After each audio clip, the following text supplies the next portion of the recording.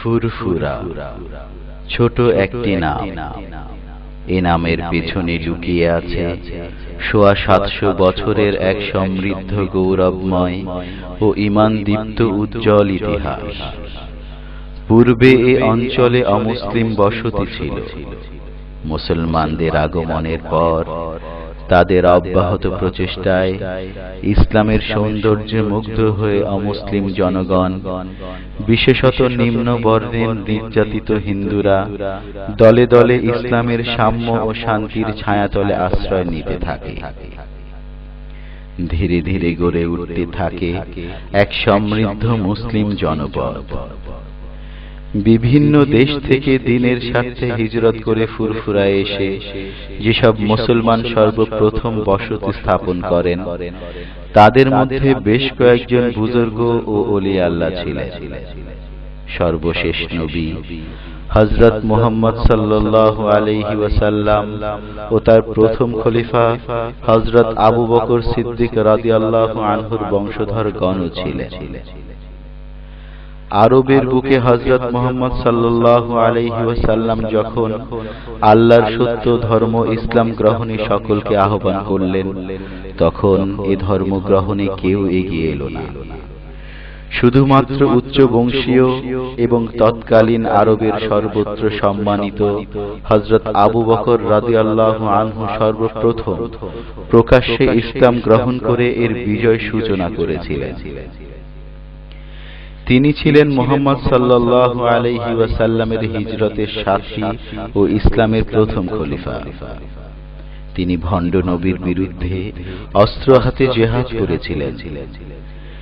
ইসলামের জন্য তার খেদমত আজও ইতিহাসে বিখ্যাত হয়ে আছে। সেই ধারাবাহিকতায় তার বংশধরেরা ইসলামের স্বার্থে হিজরত করে আরব থেকে বাগদাদ, বাগদাদ থেকে খোরাসান এবং খোরাসান থেকে তৎকালীন ভারতে এসে স্থায়ীভাবে ফুরফুরায় বসবাস করতে থাকেন এবং দ্বীনের প্রচারে আত্মনিয়োগ করেন। পরবর্তীতে ওইসব বুজুর্গের বংশধরেরা, বিশেষত ইসলামের প্রথম খলিফা হযরত আবু বকর সিদ্দিক রাদিয়াল্লাহু আনহুর উত্তরসূরিরা, দ্বীন ইসলামের খেদমতে বহুমুখী কর্মসূচি নিয়ে শুধু ফুরফুরাতেই বসে থাকেননি, ফুরফুরার গণ্ডি পেরিয়ে বিশ্বময় ছড়িয়ে পড়েছেন।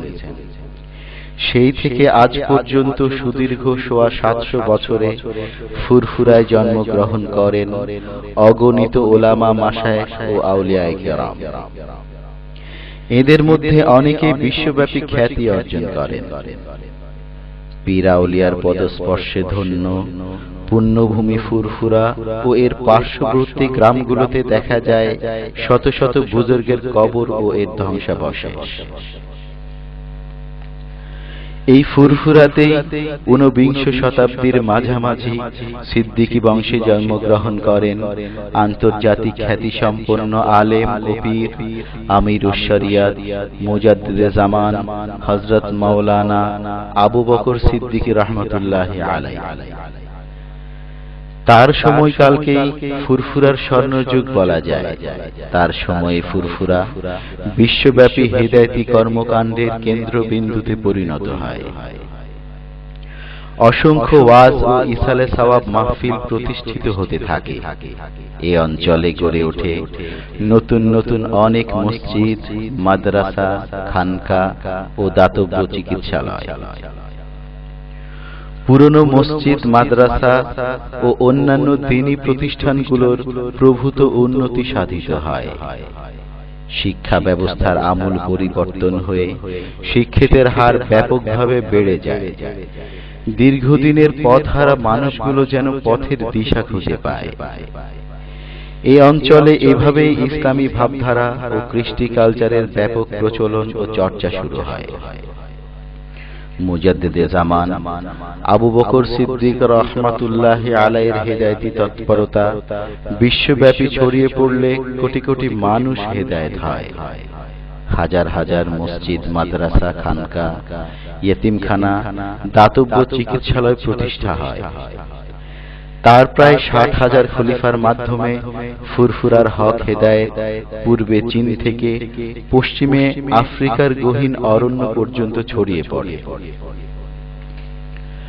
মুজাদ্দিদে জামান রহমতুল্লাহি আলাইহির ইন্তেকালের পর তার পুত্রগণ, বিশেষত তার বড় ছেলে মাওলানা আবু নসর আব্দুল হাই সিদ্দিকী রহমতুল্লাহি আলাইহি 1939 সালে পিতার স্থলাভিষিক্ত হন এবং পিতার আরাধ্য কার্যাবলী সম্পন্ন করার কাজে আত্মনিয়োগ করেন।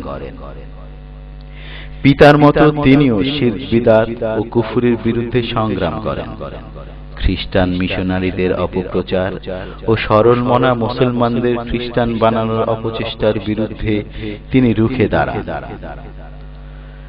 1947 সালে ব্রিটিশ শাসনের অবসানের পর ভারত ও পাকিস্তান দুটি নবীন রাষ্ট্র প্রতিষ্ঠিত হয়।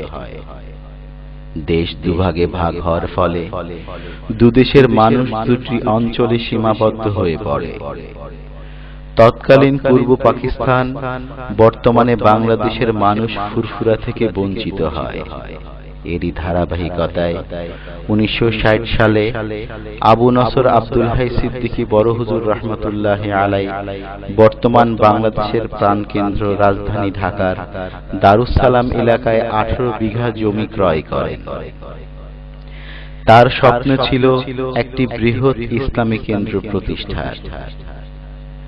তিনি মূলত এই জায়গাটি ক্রয় করেছিলেন খানকা তথা কেন্দ্র প্রতিষ্ঠায়। তিনি এর চেয়ে বেশি দূর অগ্রসর হতে পারেন।